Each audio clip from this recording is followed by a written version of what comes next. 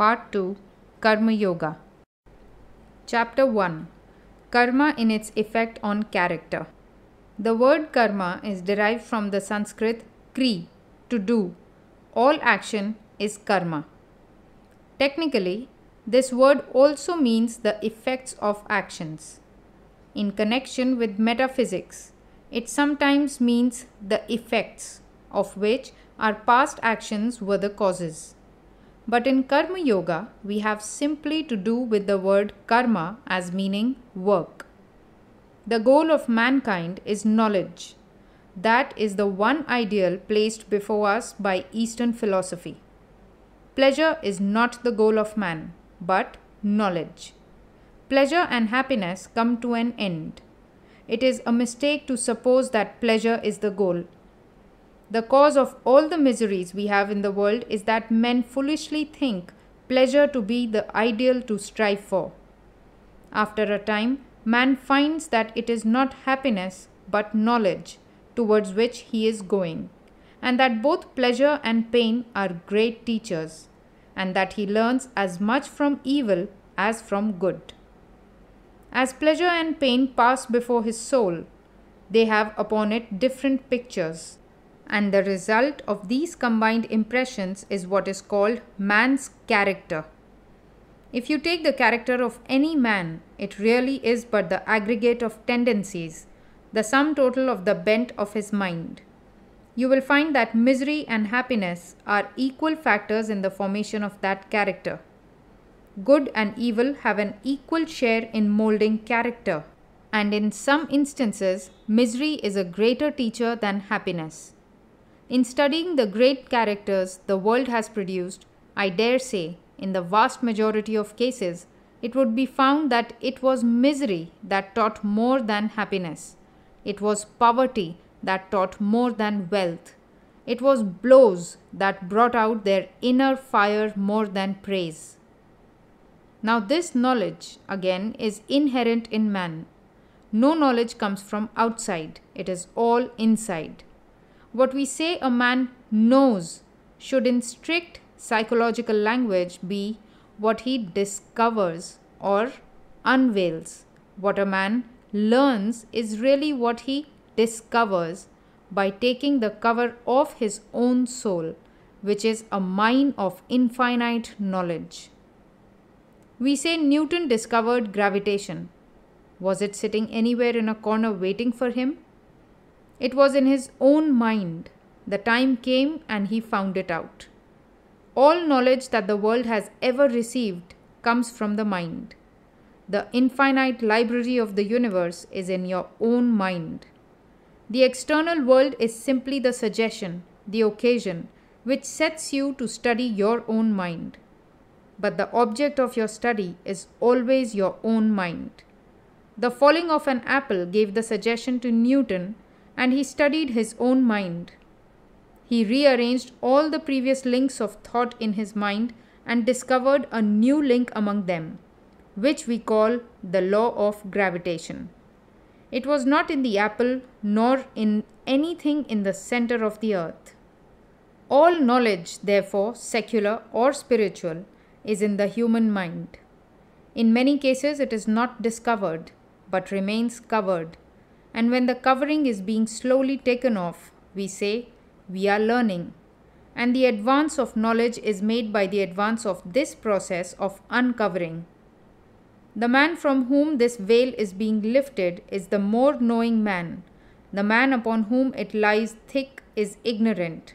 And the man from whom it has entirely gone is all-knowing, omniscient. There have been omniscient men, and I believe there will be yet, and that there will be myriads of them in the cycles to come. Like fire in a piece of flint, knowledge exists in the mind. Suggestion is the friction which brings it out. So with all our feelings and actions, our tears and our smiles, our joys and our griefs, our weeping and our laughter, our curses and our blessings, our praises and our blames, every one of these we may find if we calmly study our own selves. To have been brought out from within ourselves by so many blows. The result is what we are. All these blows taken together are called karma, work, action. Every mental and physical blow that is given to the soul, by which, as it were, fire is struck from it, and by which its own power and knowledge are discovered, is karma, this word being used in its widest sense. Thus we are all doing karma all the time. I am talking to you. That is karma. You are listening. That is karma. We breathe. That is karma. We walk. Karma. Everything we do, physical or mental, is karma, and it leaves its marks on us. There are certain works which are, as it were, the aggregate, the sum total of a large number of smaller works. If we stand near the seashore and hear the waves dashing against the shingle, we think it is such a great noise, and yet we know that one wave is really composed of millions and millions of minute waves. Each one of these is making a noise, and yet we do not catch it. It is only when they become the big aggregate that we hear. Similarly, every pulsation of the heart is work. Certain kinds of work we feel and they become tangible to us. They are at the same time the aggregate of a number of small works. If you really want to judge of the character of a man, look not at his great performances. Every fool may become a hero at one time or another. Watch a man do his most common actions. Those are indeed the things which will tell you the real character of a great man. Great occasions rouse even the lowest of human beings to some kind of greatness, but he alone is the really great man whose character is great always, the same wherever he be. Karma, in its effect on character, is the most tremendous power that man has to deal with. Man is, as it were, a center and is attracting all the powers of the universe towards himself, and in this center is fusing them all and again sending them off in a big current.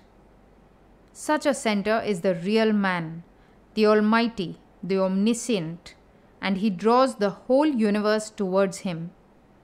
Good and bad, misery and happiness, all are running towards him and clinging round him, and out of them he fashions the mighty stream of tendency called character, and throws it outwards. As he has the power of drawing in anything, so has he the power of throwing it out. All the actions that we see in the world, all the movements in human society, all the works that we have around us are simply the display of thought, the manifestation of the will of man. Machines or instruments, cities, ships, or men of war, all these are simply the manifestation of the will of man.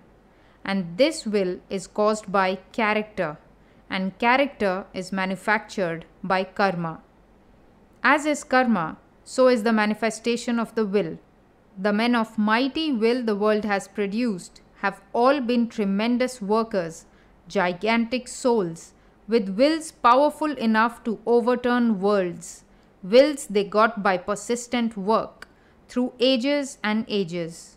Such a gigantic will as that of a Buddha or a Jesus could not be obtained in one life, for we know who their fathers were. It is not known that their fathers ever spoke a word of good for the mankind. Millions and millions of carpenters like Joseph had gone. Millions are still living. Millions and millions of petty kings like Buddha's father had been in the world. If it was only a case of hereditary transmission, how do you account for this petty prince, who was not perhaps obeyed by his own servants, producing this son, whom half a world worships? How do you explain the gulf between the carpenter and his son, whom millions of human beings worship as God? It cannot be solved by the theory of heredity. The gigantic will which Buddha and Jesus threw over the world, whence did it come? Whence came this accumulation of power? It must have been there through ages and ages, continually growing bigger and bigger until it burst on society in a Buddha or a Jesus, even rolling down to the present day. All this is determined by karma, work. No one can get anything unless he earns it. This is an eternal law. We may sometimes think it is not so, but in the long run we become convinced of it. A man may struggle all his life for riches. He may cheat thousands, but he finds at last that he did not deserve to become rich, and his life becomes a trouble and a nuisance to him. We may go on accumulating things for our physical enjoyment, but only what we earn is really ours. A fool may buy all the books in the world, and they will be in his library, but he will be able to read only those that he deserves to. And this deserving is produced by karma. Our karma determines what we deserve and what we can assimilate. We are responsible for what we are, and whatever we wish ourselves to be, we have the power to make ourselves. If what we are now has been the result of our own past actions, it certainly follows that whatever we wish to be in future can be produced by our present actions. So we have to know how to act. You will say, what is the use of learning how to work? Everyone works in some way or the other in this world. But there is such a thing as frittering away our energies. With regard to Karma Yoga, the Gita says that it is doing work with cleverness and as a science. By knowing how to work, one can obtain the greatest results. You must remember that all work is simply to bring out the power of the mind, which is already there, to wake up the soul. The power is inside every man. So is knowing. The different works are like blows to bring them out, to cause these giants to wake up. Man works with previous motives. There cannot be work without motive. Some people want to get fame, and they work for fame. Others want money, and they work for money. Others want to have power, and they work for power. Others want to get to heaven, and they work for the same. Others want to leave a name when they die, as they do in China, where no man gets a title until he is dead. And that is a better way after all than with us.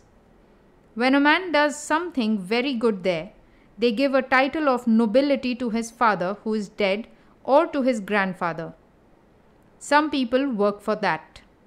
Some of the followers of certain Mohammedan sects work all their lives to have a big tomb built for them when they die.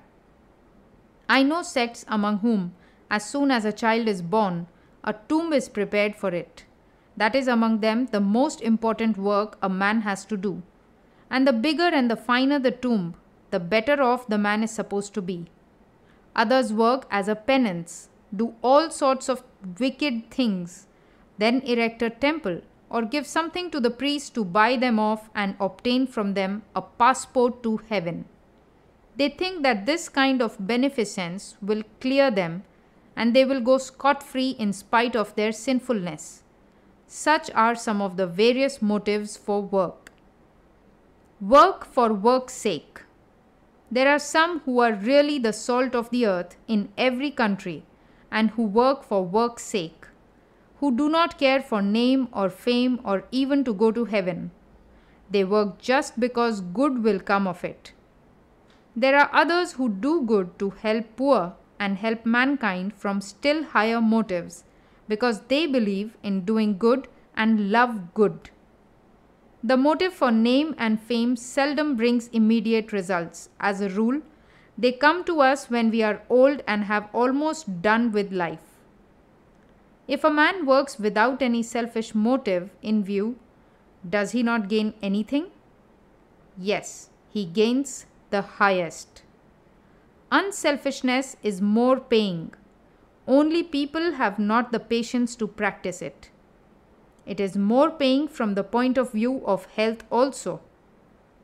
Love, truth, and unselfishness are not merely moral figures of speech, but they form our highest ideal, because in them lies such a manifestation of power.